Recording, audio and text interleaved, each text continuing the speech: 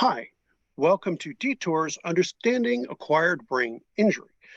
We have with us our host, Kim, and her area of focus is MTBIs, concussions, whiplash, neck injuries, and those kind of things. And she's going to be talking about something interesting, something actually I hadn't thought much about, but it's an important topic to cover, especially for those of us survivors who are trying to do not only videos, but other things that would seem to be just workaday things for neurotypical people. And like, there's a lot of stuff that goes into just doing day-to-day stuff. And so, Kim? Yes. So today I want to talk about our load, physical load, cognitive load, um, everything that goes into preparation that for a day that we wouldn't have done prior to our injuries. A huge adjustment is learning how to carry our loads. Um, I wanted to talk about last week's video, not so much topic, but on the video, as far as the video goes, I want to talk about what it took to get to the video and what it will look like after for me. Just a real life perspective of somebody that has been affected by MTBI. So prior to the video, when I woke up, brain fog. So there's a period where I just I can't get awake. I'm still kind of drowning in sleep there, and my hips, unfortunately, were giving me a hard time. So it was a lot of rest in bed prior. On a heating pad, and just trying to relax and gather the energy to do the video.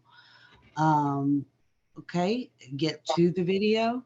The video was great. Yes, there was a little bit of this or that, of course, anybody would be picky with their own performance, but hey, I was proud overall. And, honestly, that was a rush of excitement and just a great feeling. But it seems like just having uh, a burst of emotion of any kind really has an effect on my body, my mind. So after the video, it was about an hour prior, not prior, but an hour afterward. I had a sleep attack where my body, it just feels like there's a drain plug that's been pulled out, and I have to lay down or I'm going to fall asleep wherever I am. So I proceeded to bed, and it was goodness. Late in the evening before I was able to pull myself out. And when I did it, it was just because of my supportive boyfriend. He knows whenever I get into those sleep attacks that when I'm trying to come out, if I let him know I'm ready to get up, he'll actually sit there and talk to me. Maybe he'll leave the room and he'll come back and he'll continue to talk to me, engage so that my mind will wake up. Um, and then yeah, I want to talk about what brought us here to this video for the last 5 days. Unfortunately, I've had like a manic depression, and I've even had to cancel on Mark to do the video yesterday because just having a hard time pulling myself out is not something that I'm accustomed to. And this is probably one of the first episodes that I've had where it just feels like I just am pulled down further and further. And I'm going to seek help for that. But there's no time like the present when it comes to having an acquired brain injury.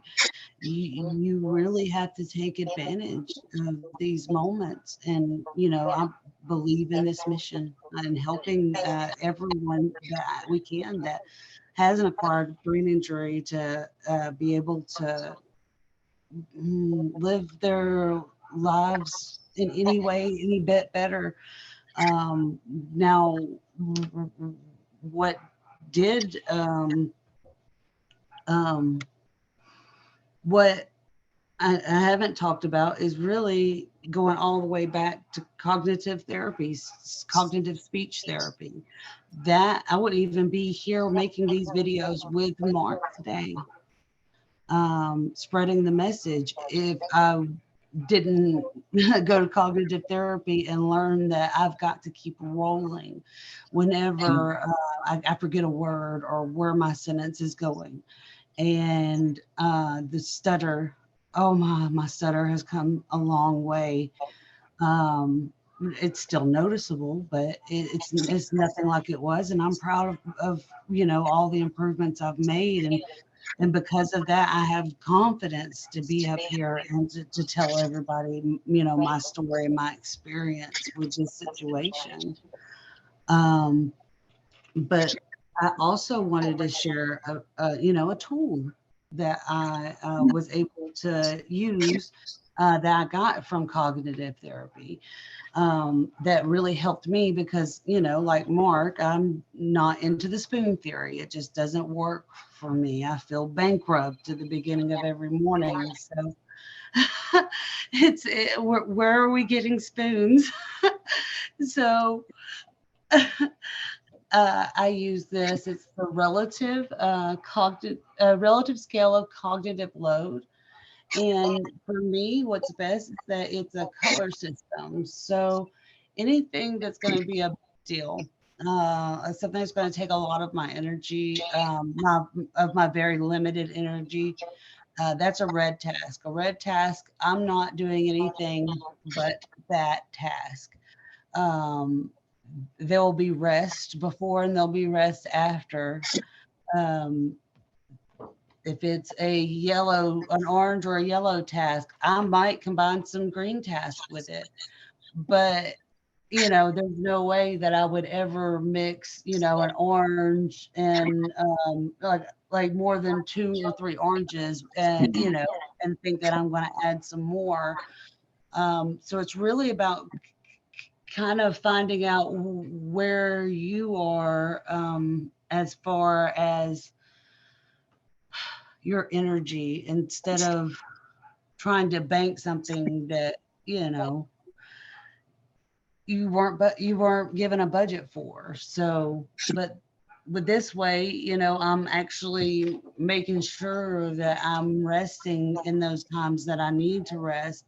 Now, do I am I perfect at this? Absolutely not. There are days that I overdo it, still, and run myself into the ground. A lot of it has to do with pride, even, because you just can't get used to not being able to do things you've always been able to do. Yep. So, it's not going to be, 100% every day that this will be perfect and I won't run myself in the ground, but it does certainly help. And if anybody wants to print out their own, you can actually go to therapyinsights.com, and Mark's going to include that link in the comments so that you guys can go there and print this out. And they have other resources there you can check into too. Um, but yeah, if you are having trouble with the spoon theory, if maybe the mechanical pencil theory, not necessarily having trouble with it, but hey, if one shoe doesn't fit, try on another one. Yeah. And it's about adapting this whole thing, and it's taken me 2 years for it to hit me right in the Here's face. the thing, too, and there's a reason they will call it relative. What's red today may be orange tomorrow, and what's green today may be red tomorrow, based on your health, based on medications you're taking, based on fatigue and other things. And the reason, when I looked at that, it was like, it kind of reminds me, and this is what the Marx mechanical pencil theory, it's kind of tongue in cheek, a critique, in effect, of the spoon theory, because the Marx mechanical pencil theory, which I use and I did kind of on the fly, because what I was saying with spoon theory is it's variable, day to day, minute to minute, hour to hour. And the circumstances you are in seasonally, as far as your own health. And, it's like it fluctuates. And that's Mark's mechanical pencil theory. And this is true of this chart as well. What is like I said, a green task today, maybe doing laundry. Tomorrow, that may be a red task and takes everything you have. And so, energy you banked up to go out with friends, perhaps, you can't do that anymore because you are drained. And part of it, when I discuss in my video about neurofatigue and what it is, um, we are not sufficient electrochemically after brain injury because we have to make new connections, new synaptic connections, as well as new neurons and or new neural connections. I don't mean new neurons, but I'm saying, new, axonal sprouting, new synaptogenesis, with apologies, new synapses. And so we also deplete our store of neurotransmitters more quickly. And again, that has something to do with like glutamate and acetylcholine depletion. I talk about that. Don't worry about the technical level there. But I do talk about that and efficiency. It's kind of like having, your brand new car, maybe gets 30, 40 miles to the gallon. But if it were in an accident, even a minor one, efficiency will be changed and how it performs will be changed. And that's kind of your brain. It's not as efficient. And therefore, you can't expect to get the same gas mileage if something happens to it. But with your car, you can maybe swap engine, maybe make some swaps. That is not true your brain. And so it is important to keep that in mind. And performance, again, on a nice sunny day, a good road is one thing, but, through winter, through storms, rains, and things like that, again, that does change too. And so with Mark's mechanical pencil theory, I talk about the dynamicism of it. And it's the same thing here with relative cognitive load. And yes, I will include links below. And that is the situation, Kim, that you're in. I know you are a newer survivor. I've been doing this for 30 years. And people say, you look pretty, don't say the F word to me. Don't say that. I look like I do because I've had 30 years of practice. And even my most recent second brain injury was 8 years ago. I look different because it's been a long time and I've had a long time to heal and I've learned a lot of tricks and ways to manage. But when I come home from work, I am totally depleted and exhausted, and I'm using what drops of energy I have left to do these kind of videos. And when I do my videos, I have to plan them out, and it'll be sometimes days or weeks I go between making videos because I'm just. And so Right, that does not, it just as I'm more strategic with how I do my videos. right. Everything And she says is accurate. yeah, and it's just like you have to think about. So if I felt like I had enough energy to do a couple green tasks after the video, but then that Mm-hmm. emotion hit me. There's that variable, Mm-hmm. and that knocked me clean to bed.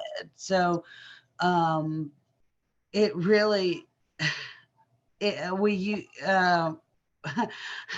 You and I had talked privately about the river, Mm-hmm. that Yeah, I used the which metaphor I of, really like. yeah, it's like a running river of life, and that we have had to step out. We're forced out into a lazy river, at a hotel while everybody else Mhm. is still on that, uh, the rapids, you Right, know, of right. life. No. Absolutely true. I mean, and we're used to being championship swimmers, and now we've got to take the lazy river because we just don't have the energy. And that's something important to keep in mind with your friends when dealing with like friendships, going out, or doing things like that. Usually, and if you ask, when they say they're tired or depleted, if they have brain injury of any sort, whether it's acquired, whether it's due to sepsis, or whether it's due to cardiac arrest, it's not intentional. It's not intending to flake out on you. It's they just don't have the smoke left. Now, the problem is like if it's two brain injury people who have, who are friends with each other, sometimes we miss, we make the mistake. We don't think, and cognitive errors lead to confusion and stuff. And so explain it out. And it's like with your neurotypical friends, you need to explain and do reschedule, and maybe it's time to put aside some of those green tasks for the sake of your friendship and spend a red for or spend like 8 or 9 pencils, mechanical pencils, to go with them, to make a point to go, because that friendship will be worth that, saving that, and you might be able to get some pencils back when you spend time with them, if you know what I mean. It is a good, it's not just a spend, it is a receive as well, and that is important to understand in a dynamic way. Oh yeah, we're all energy. I mean, truly. I mean, just Yes. we are all giving and receiving energy, and if Yes. energy is good, it's gonna be It good comes flow. back at you. Yeah. It's an investment in a sense, and you have to choose which things to invest in. And this is where supportive and loving family members are important. I'd be in deep trouble without my wife, Stacy, like really deep trouble. And you would be in trouble without your Eric. I know you would. Yeah, I would. I don't know what I would do without Eric. I don't know how It, to do without my Stacy. it is so important, like you said. If you don't have anybody supportive in your life, I promise you, there are people out there that do understand and they want to be supportive for you. Some of them don't know how, Hmm. but we didn't know how to be brain injured when we got brain injured. So, it's a learning experience for everybody. And this does tie into what we're talking about here. It does require you to invest some of that energy to make sure and to maintain the relationship. You can't always be saying, nope, nope, nope. Eventually, you've got to reciprocate in return. And I do talk about that in one of my videos about loving back. It Yes. is necessary because it's like that support is essential. And it's not just for selfish reasons, it is, what is important, you know. You know, It, it's something easy to be self-centered, but it is necessary to, you know, right, to give back and to let your loved ones, those supportive to you, know that you love and support them in ways that help them. Um, I I actually do something, and it seems like it would be insignificant, but it's certainly not. It's the sugar shaker. So every morning when Eric gets up, he has coffee, and I make sure that the sugar shaker's filled. And that way he doesn't have to look for anything or do anything extra. It doesn't ruin his morning.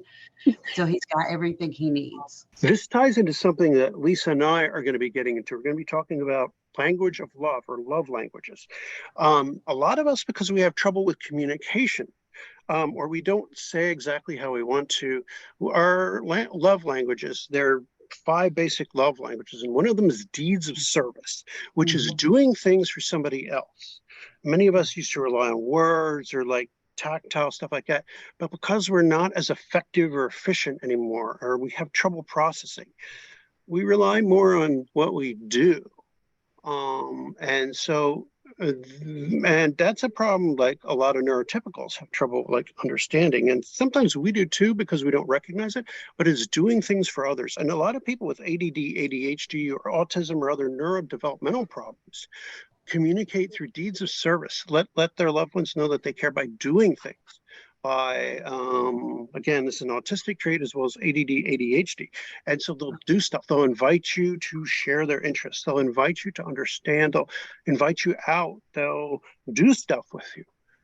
And Right. neurotypicals need to understand that. Hey, this is how I show that I care. Because sometimes my words are a mess. I don't understand the jokes. I don't, because of processing and language problems. And this is a very direct way. You doing the sugar shaker, that is a deed of service. And that is a way of showing, hey, I care about you. And it's about motivation. It's thoughts behind the actions that matter, or gifts, giving something. Again, or quality time, wanting to spend time with the person, be there, just being in their presence. These are how love languages change after brain injury. But it is important to recognize them and what they're saying, the intent, the reason they want to be with you. It says, I love you, from a survivor who maybe can't communicate as well. But these are signs that are subtle, but they're there. And it is important to recognize these. And as a psychiatric nurse myself with brain injury, as well as a brain injury specialist, it's like recognize, and maybe you as a caretaker reciprocate by doing something that they can see and acknowledge. Maybe a back rub if they like that, or maybe like bring them Mhm. breakfast in them for bed or something, something that is an interest. Send them a meme, something funny that's simple, but funny to acknowledge. There's certain Right. things you can do. And Lisa and I are going to be getting into love languages. We were talking about this last night, and within probably another episode or two, we're going to specifically talk about traumatic brain injury and changes in love languages and how you can show and how you can recognize communication by those who have problems with communication, recognition techniques, things like that. But that's coming up. But I just wanted to acknowledge deeds of service and how the cross links. And I may ask Kimmy at some point to talk to Lisa, and maybe they all can address this. Right. Hey, I'd be down for that. But I think it's important because many times our love languages change as a result of brain injury because of the deficits we have, but we don't wish to, it's like, and we may not even recognize these facts. And it's something that like, but I did this, it's like maybe your husband instead fixes the car for you because he can't talk about it. But you've been complaining about that weird noise or whatever. Now somebody doesn't make the noise. And it's like, well, gee, but he doesn't tell me he loves me. Maybe he can't express his feelings anymore, but he can do that, and that is how he shows it. And it's about intention. It's not like he'd go out and fix a stranger's car. He fixed yours because he's trying to tell you he loves you, but he can't do it anymore that way. So maybe, Right. yes, you could pay someone, sure, but that's not the point. The point is it is a way of expressing. You fill that sugar shaker. It's a way to make things better for him, for Eric. And that is one of your ways of saying I love you. And maybe you can't exactly communicate as efficiently as you used to. These are those deeds of service, and these are those ways of expressing love and affection. And it is important to recognize that in many brain injury survivors, this is how we show. Even if it seems a little like we don't care, we mess up and we say something stupid because the filters don't work in our head anymore. But this is a certain sign that, yes, we still love and care. We just like fuck up. And it's like, oh, I didn't, God, you look awful. It's like, didn't mean to say that. The filter just came off. It's like we all may have those thoughts, but we don't know when strategic lying, forgive me for putting it that way, is important. And so we show our true love by what we do instead. This is just a side note. I'm sorry for the digression, but it does happen. I'm sure you Right. do that. I know I've messed up and done shit like that. And it's like, not what I meant to say, bad communication. So deeds of service is a way to show that. Right. Oh All right. yeah. Anyway. I mean, yeah. I mean, and even and it's going to be unique to every person for sure. But I mean, just letting him know, I want your morning to go well. I think that Right. it gives Exactly. him that message. Overall, it's kind of like a big warm. I love you. I hope your morning goes well. You Right. know, and like I said, it's going to be different for everybody. And like you said, it could be different love languages. It could be gift giving. Yes. Now, while I used to, that used to be my love language is I was, I love to give gifts. Right. And now I can't give gifts Right. as much. So I'm Right. looking more into like making gifts. Right. And that's Yes. helping me. And that also, and giving will also help me and them. So, Yes. you know, And like I said, many of us put our foot in our mouth. I don't know if you do, but occasionally I'll like, oops. And it's like, I didn't mean for it to come out that way. Or I didn't mean to say that. It wasn't my intention. It's that frontal lobe thing. And you're like, oops, and it's like, I'm sure you've done that. I don't know. yes, many a And it's like, time. so one of the best ways to show is by what you do. And a number of my fellow hosts have done that kind of thing, and they're like, "Oh my God, I didn't mean to." It's like, and it's like, and almost all of my fellow hosts' deeds of service, including myself, is like one of our strongest ways to show I care. And there's even been friction between me, well, just about almost every host, like when I meet them or talk, and it's like we miscommunicate, don't get like ideas across, but we all show each other our affection by like inviting them out, spending time, all these things. But it's like we definitely put our feet in our mouth, and it's like I feel so stupid. I never would have said this before. And Yeah. with Stacy, my wife, God knows I've messed that up. It's like I love her with every drop of me, and it's like, but I do mess up, and it's like so. Understand your survivor. You know, if the relationship is healthy, and one of the things that kills relationships, and I'm going to quickly touch on this, if there was a problem before, if there were underlying problems before and bad communications, a lack of support and love before, chances are if there's an injury, it will bring to the surface those problems that were there and problems of communication before. That's usually what breaks the relationships. It isn't because of brain injury or they can't support it. It's because it causes to surface. I did a little bit of marital and family therapy. I hated doing it, as a therapist. That's a whole other story. But when you have clinical psych training, neuropsych training, you also learn M and F, and it's a whole other thing. But bad relationships before equals usually they'll fall apart. People are like, well, why? It's like, that's usually why. Yeah. If you make it past 5 years, brain injury couple, usually it sticks together. Usually it stays together. There may be some other problems that need work because of symptoms, but usually then it stays together. Changes. I mean, you got to think there. Me and Eric had been together for 6 months whenever I had my injury. Mhm. And then he has been stuck with me throughout. And here it is all this time later, and Mhm. he still loves me. That's not Mhm. there's no question in that, but I'm not the same. I'm not the person that he was with for that first 6 months. And Right. it's a matter of being patient with each other. Yes. On top of, and he's also being supportive for like situations where, like this past week, we never could have seen this coming out of left field. This just random depression really Right. kind of hitting hard, and he's been supportive. So, and you, like you said, if it was an unhealthy relationship, I can't Mhm. imagine. Yeah. Um, And it is important to understand that, like with traumatic brain injury, the chances that there's depression, anxiety, manic depressive disorder, other psychiatric disorders, it's very high that trauma, neurological trauma will bring out what either there's a genetic propensity for. And I discussed this briefly in one of my other neuropsychiatric lists. I did discuss this one of my early videos. I discussed about how brain trauma does bring up if you have a propensity. So, like if it's genetically in your family, if depression, anxiety, manic depressive disorder, any of these things are in your family, this can act as one of the switches that turns it on. It rarely comes out of nowhere. In some rare cases, paranoia and psychosis, usually that's within the first year or two. It's not as common, but it can happen. Um, but yes, it can awaken latent mental illness. Also, sometimes the symptoms themselves can just simply look like mental illness, and personality changes do happen. They are common.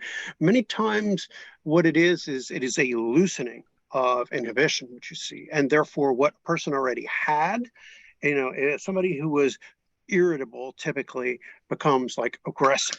Somebody who had a problem with authority or had a problem with this or that, things that your parents disciplined out of you, return. Like if you're a bratty 5-year-old kid, chances are you're going to be a bratty brain injured person, when you're in your 30s. So it isn't like these are new traits typically. What they typically are is an amplification of who you were for your parents and your peers and friends and other things shaped who you were. So it's a return of who and what you are. Wholesale changes are pretty uncommon. Yes. like repressed traits. Yes. Yeah, sort of. Like disciplined out of you, or like that Right. required inhibitions, filters. And so often what happens is the filters removed and there's who you are, just or magnified like 1,000-fold. Right. It's like, Like the mm, Joker. Aha! yeah, exactly. Well, not exactly. I don't Not like how the quite, but movies do yeah, it, but a yeah. person who maybe liked to joke and kid becomes much, more likely to exhibit, like more puerile. And because of language and cognitive problems, they may become more. I talked to a friend of mine about a case I saw as a neuropsych student a long time ago. A woman who was in her 40s who suffered a tremendously bad car accident. She basically it reverted her to the equivalent of being a 3-year-old. She was in her 40s, and she found like toilets funny and like these other things. Now this was you do see this sometimes in people like afterward, but very childlike. Found like when she'd get mad, she'd just clear a table with her hand. She would run around naked quite often.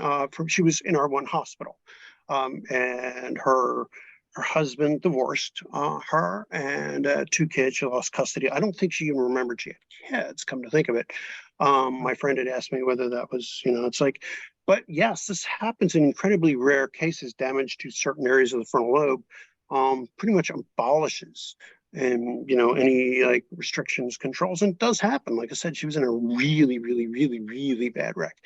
I don't know what happened.